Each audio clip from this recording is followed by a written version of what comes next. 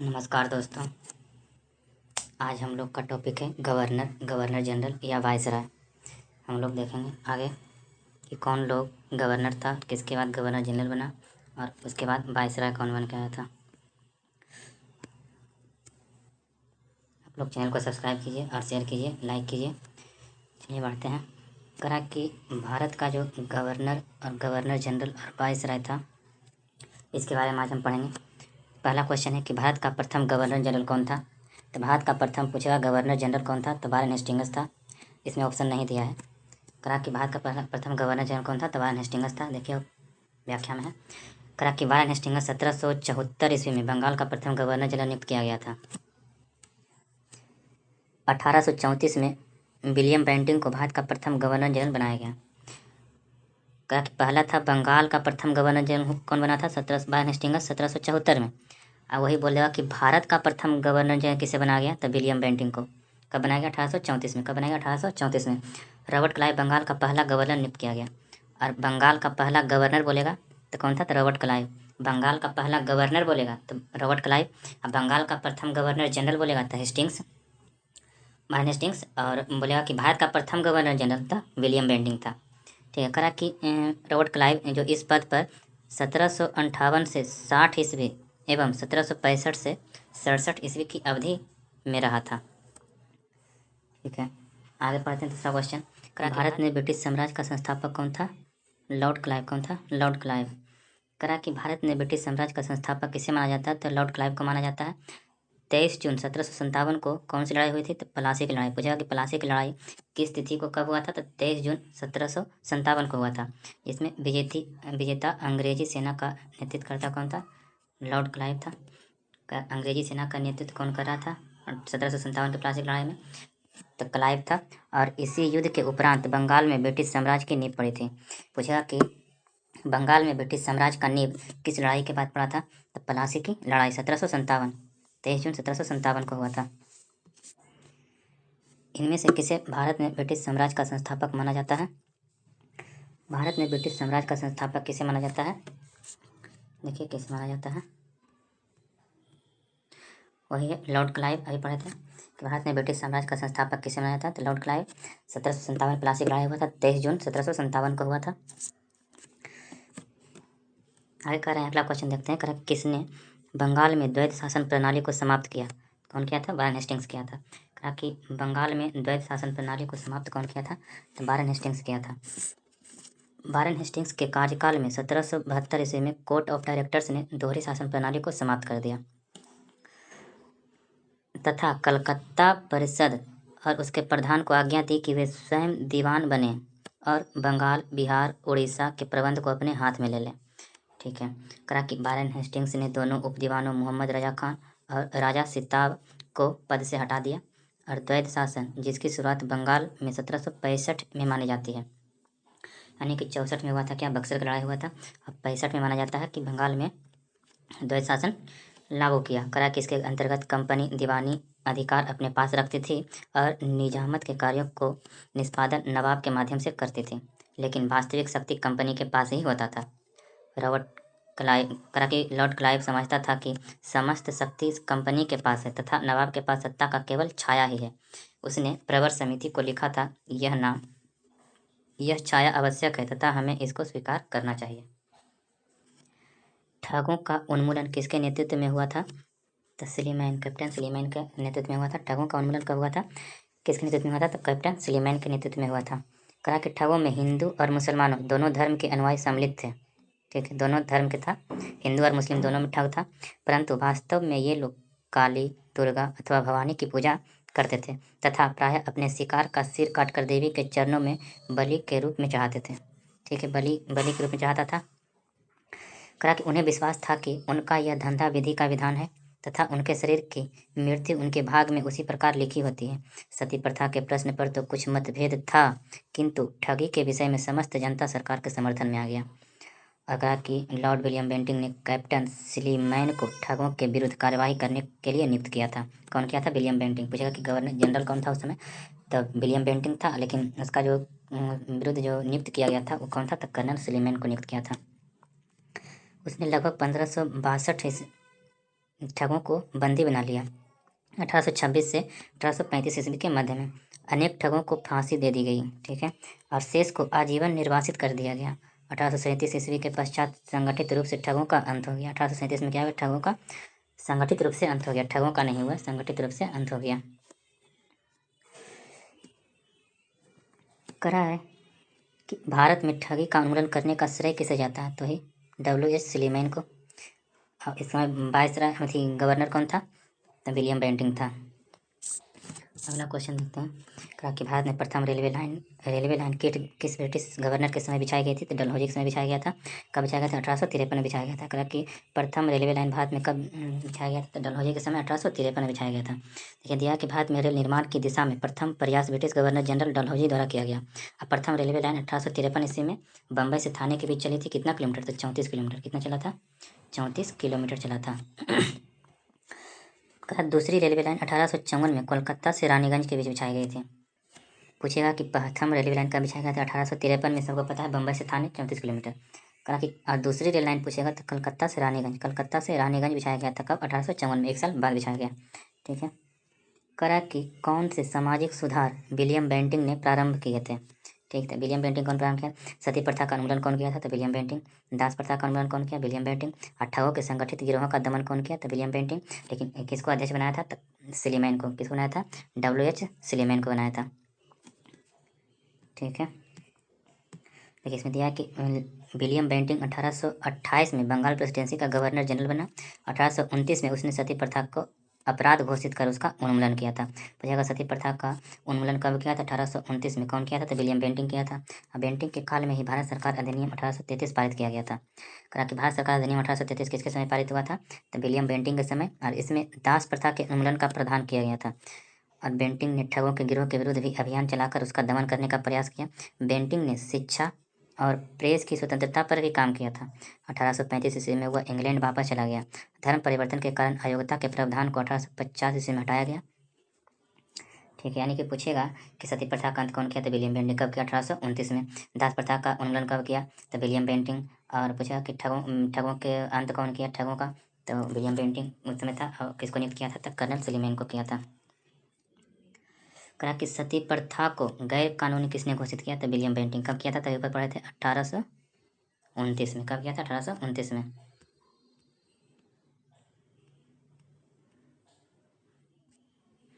कहा कि अफगानिस्तान के प्रति आक्रामक नीति किस वायसराय ने अपनाई थी? अफगानिस्तान के प्रति आक्रामक नीति कौन अपनाया था? तो लिट्टन। कौन अपनाया था?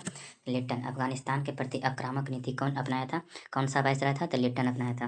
कहा कि 1876 में लिट्टन वायसराय बनकर आने पर अफगानिस्तान के प्रति अपनाई गई नीति में परिवर्तन आया और कुशल आक्रमण्यता की नीति के स्थान पर अग्रगामी नीति का अनुसरण होने लगा, ठीक है। अफगानिस्तान पर कौन अति किया था? तो 1876 में लिट्टन किया था। अफगानिस्तान पर क्या किया था? आक्रमक किया था। कहा कि लिप्टन निम्नलिखित में से किससे संबंधित नहीं है? ठीक है, नहीं है, तो एल्बर्ट विल से नहीं है।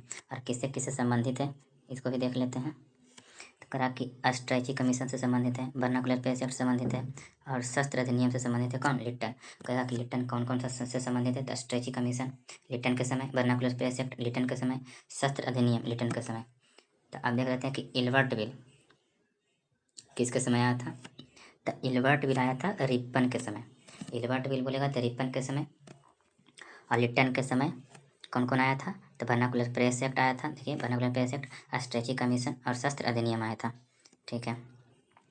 कहा कि किसने सिंध विजित पर उसका अधिकरण किया? तो नेपियर। कहा कि किसने सिंध विजित पर उसका अधिकरण किया था? तो नेपियर। कहा कि गवर्नर जनरल एलन के काल 1842 से 44 के दौरान 1843 में चार्ल्स नेपियर द्वारा सिंध को पूर्ण रूप से ब्रिटिश साम्राज्य में मिला लिया गया। कहा कि नेपियर द्वारा सिंध को पूर्ण रूप से ब्रिटिश राज में कब मिलाया गया था? 1843 में। कब मिला गया था?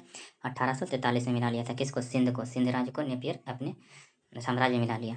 और यह प्रथम आंग्ल अफगान युद्ध का एक प्रमुख परिणाम था, ठीक है। कहा कि भारतीय इतिहास के औपनिवेशिक काल के संदर्भ में एक सूचीवन असूचितों से सम्मिलित की गई, ठीक है। कहा व्यक्ति और उसके विषय है। देख लेते हैं कौन कौन सा किससे संबंधित है। करा कि मैकडोनाल्ड किससे संबंधित है? तो कैमनियल अवार्ड से संबंधित है। करा कि कैमनियल अवार्ड से कौन सा व्यक्ति संबंधित है? तो मैकडोनाल्ड है। अगस्त प्रस्ताव से कौन है? तो लिलिथगो। अगस्त प्रस्ताव से कौन है? तो लिलिथगो। डॉक्ट्रिन ऑफ लव्स कौन अपनाया था? तो डलहौजी। डॉक्ट्रिन ऑफ लव्स कौन अपनाया था? डलहौजी। द्वैत प्रशासन चेम्सफोर्ड। किस राज्य को डलहौजी के हड़प नीति के तहत शामिल नहीं किया गया था? तो जयपुर को शामिल नहीं किया गया था। ठीक है, नहीं किया गया था। किया गया था किसको? नागपुर को किया गया था, संबलपुर किया गया, सतारा किया गया, लेकिन जयपुर को नहीं किया था। डलहौजी की हड़प नीति वही डॉक्ट्रिन ऑफ लैप्स, ठीक है, उसको हड़प नीति कहते हैं। नागपुर को मिलाया था, संबलपुर और सतारा, जयपुर को नहीं मिलाया था। देखिए इसका दिया है। डलहौजी 1848 से 56 के बीच रहा। अवध के नवाब वाजिद अली शाह पर कुशासन का आरोप लगाकर फरवरी 1856 को अवध को अंग्रेजी राज में विलय कर लिया। अवध को कब विलय कर लिया था? 1856 में। अवध को अपने राज्य में कब विलय कर लिया था? 1856 में विलय कर लिया। क्या लगाकर? तो कुशासन का आरोप लगाकर। ठीक है।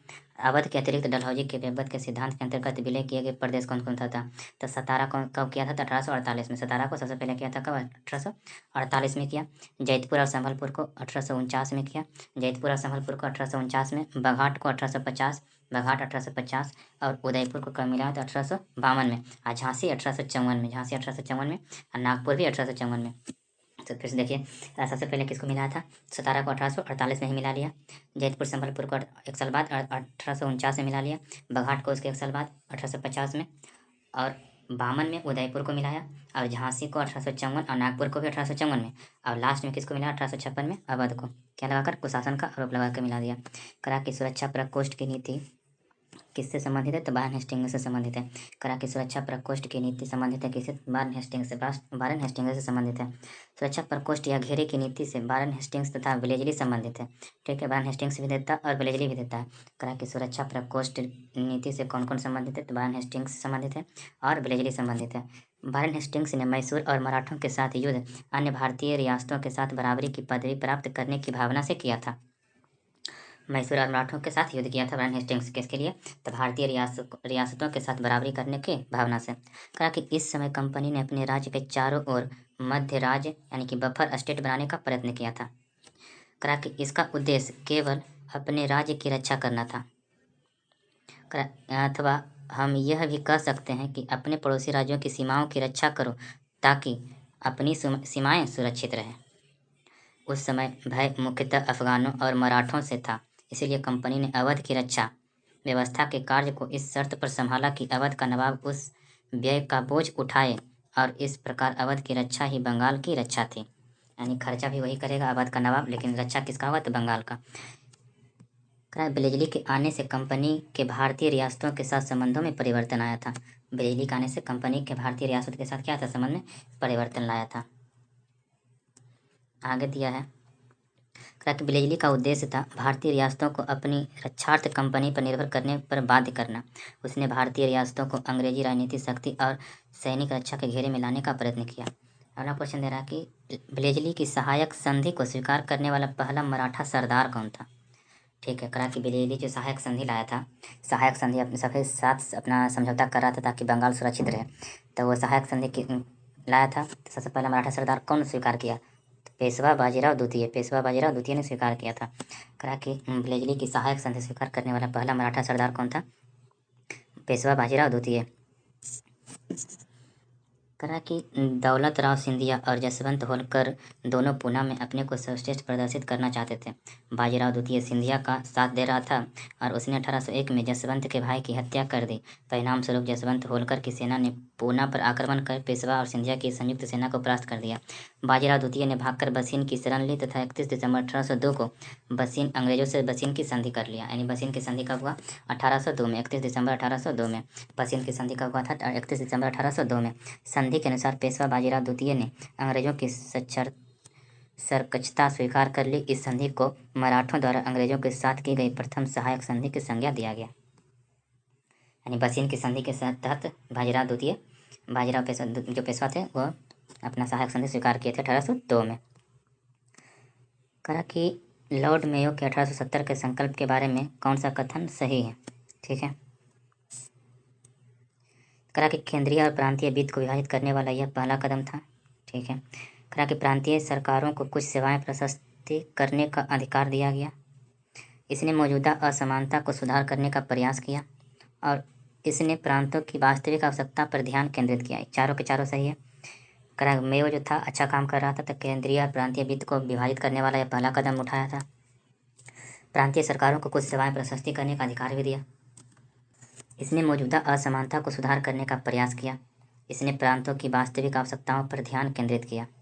चारों सही है। मेयो के समय हुआ था ये सब। करा कि वायसराय मेयो का शासनकाल 1869 से 72 ईस्वी के बीच था। उसके शैक्षणिक और प्रशासनिक सुधारों के लिए स्मरण किया जाता है।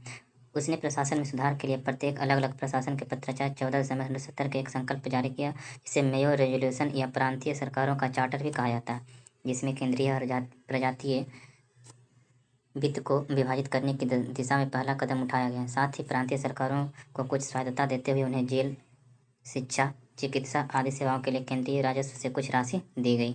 साथ ही उन्हें इच्छानुसार प्रशासन करने के लिए कहा गया तथा उसके साथ ही मौजूदा असमानताओं को सुधारने पर जोर दिया गया। ठीक है। अगला क्वेश्चन है कि निम्न में से किस देशी रियासत को अंग्रेजों ने अपने क्षेत्र में नहीं मिलाया था? तो ग्वालियर को नहीं मिलाया था। ठीक है। करा कि ग्वालियर रियासत को अंग्रेजों द्वारा अपने क्षेत्र में नहीं मिलाया गया। सिंध का विलय हुआ था एलनबरो के शासनकाल में। सिंध का विलय डलहौजी के काल में कुशासन के आरोप लगाकर अवध का विलय कर लिया। सतारा का भी किया था, सबसे पहले सतारा किया था 1848 में। पीछे पड़े, यहाँ भी लिखा हुआ है। व्यपगत सिद्धांत के अनुसार सतारा का विलय भी 1848 में किया। भारत के वायसराय के रूप में किसके कार्यकाल में महान शहीद भगत सिंह, सुखदेव और राजगुरु को फांसी दिया गया था? इरविन के समय दिया गया था। तीनों को कब मिला था? 1931 में। करा कि शहीद क्रांतिकारी भगत सिंह, सुखदेव, राजगुरु को इरविन के समय फांसी दिया गया था। करा कि 23 मार्च 1931 को फांसी दिया गया था। तीनों को कब दिया गया था? 23 मार्च 1931 को फांसी दिया गया था। इंपीरियल कैडेट कॉर्प्स की स्थापना किसने किया था? तो करजन ने। नया क्वेश्चन करा कि इंपीरियल कैडेट कॉर्प्स की स्थापना कौन किया था? तो करजन ने किया था। करजन ने वर्ष 1901 में इंपीरियल कैडेट कॉर्प्स की स्थापना की। इसका उद्देश्य देशीय नरेशों के राजकुमारों एवं सामंतों के पुत्रों को सैनिक शिक्षा प्रबंध करना था। सैनिक शिक्षा प्रबंध करना था। किसके समय हुआ था? तो करजन के समय इंपीरियल कैडेट कॉर्प्स की स्थापना किया था। कब? 1901 में किया था। जो देशीय नरेश था उसका राजकुमार, असामंत जो था उसके पुत्र को सैनिक शिक्षा का प्रबंध करना था इसके तहत। कहा कि महारानी विक्टोरिया को भारत की सम्राज्ञी नियुक्त कब किया गया था? 1877 में। ठीक है, 1877 में। 1858 बोलता है कि इसमें जो भारत का जो अधिकार था ईस्ट इंडिया कंपनी से हटकर महारानी के पास चला गया था 1858 में। और 77 में सम्राज्ञी घोषित किया गया महारानी विक्टोरिया को, भारत की सम्राज्ञी। करा कि राजसी उपाधि अधिनियम ब्रिटिश संसद द्वारा 1876 में पारित किया गया और इस अधिनियम के तहत महारानी विक्टोरिया को 1 जनवरी 1877 को दिल्ली दरबार में भारत की सम्राज्ञी घोषित किया गया। इसी प्रकार सम्राट एडवर्ड सेवन को वर्ष 1903 में और जॉर्ज पंचम को 1911 में भारत का सम्राट घोषित किया गया। यानी सम्राज्ञी तो जान रहे थे कि 1877 में घोषित किया 1 जनवरी को, ठीक है, महारानी विक्टोरिया को। लेकिन सम्राट घोषित कब कब कौन कौन हुए थे?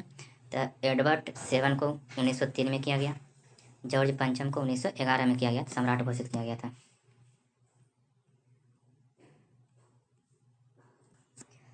रॉयल शीर्षक अधिनियम के अंतर्गत रानी विक्टोरिया भारत की महारानी कब बनी थी? 1877 में। 1877 में बनी थी। ठीक है।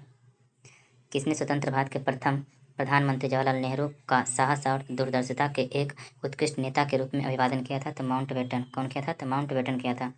कहा कि माउंटबेटन ने स्वतंत्र भारत के प्रथम प्रधानमंत्री जवाहरलाल नेहरू का साहस और दूरदर्शिता के लिए एक उत्कृष्ट नेता के रूप में अभिवादन किया।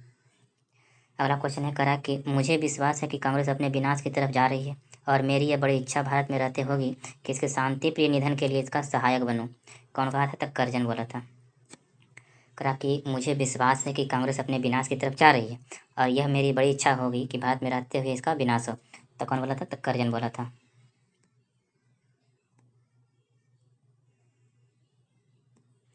करा कि किस वायसराय के कार्यकाल में भारतीयों को राय बहादुर, खान बहादुर उपाधियां प्रदान किया गया था? तो राय बहादुर और खान बहादुर उपाधियां प्रदान किया गया था 1857 के जो युद्ध हुआ था उसके बाद किया गया था। तो इस समय कौन था? तक करजन था। तो यानी करजन के समय ही हुआ होगा। देख लेते हैं आगे। देखिए इसका व्याख्यान दिया है कि 1857 के विद्रोह के समय अंग्रेजों की सहायता करने वाले देसी शासकों, जमींदारों आदि को अपना विश्वास पात्र बनाने के लिए उन्हें उपाधियां दी जाने लगी। खिलअत की उपाधि, भूमि अनुदान और ऋण माफी आदि सुविधाएं प्रदान की जाने लगी। इनमें हिंदुओं को दी जाने वाली प्रमुख उपाधि थी राय बहादुर। राय बहादुर किसको दिया जाता था? तो हिंदू को दिया जाता था। राय बहादुर को उपाधि किसको दिया जाता था? तो हिंदू को। और मुस्लिम और पारसियों को कौन सी उपाधि दिया गया? खान बहादुर। पूछा खान बहादुर किसको उपाधि दिया गया था? तो मुस्लिम और पारसियों को। और राय बहादुर किसको दिया गया? हिंदुओं को दिया गया था। कहा कि प्रथम भारतीय जिन्होंने स्वाधीन भारत में गवर्नर जनरल का पदभार ग्रहण किया तो सिराज गोपालाचार्य। प्रथम भारतीय, भारतीय लगा देगा तो गोपालाचार्य, नहीं लगाया तो माउंटबेटन। स्वाधीन भारत के गवर्नर जनरल का पदभार ग्रहण किया था तो गोपालाचार्य। का गोपालाचार्य वर्ष 1948 से 50 तक स्वतंत्र भारत के प्रथम भारतीय और अंतिम गवर्नर जनरल भी यही थे, प्रथम भी थे। इस पद पर 26 जनवरी 1950 तक रहे और 1952 से 54 तक मद्रास के मुख्यमंत्री भी रहे थे। कहा कि 52 से 54 तक मद्रास के मुख्यमंत्री सिराज गोपालाचार्य भी रहे। 1959 में विभिन्न मुद्दों पर कांग्रेसी नेताओं से मतभेद के कारण कांग्रेस छोड़कर स्वतंत्र पार्टी का गठन कर लिया। कौन? सिराज गोपालाचार्य। ठीक है। कहा कि स्वतंत्र भारत के पहले भारतीय गवर्नर जनरल थे। कौन? तो सिराज गोपालाचार्य। स्वतंत्र भारत के पहले गवर्नर जनरल कौन थे? तो सिराज गोपालाचार्य थे। कब से कब तक रहे थे? तो 1948 से 1950 तक रहे थे। ठीक है, धन्यवाद।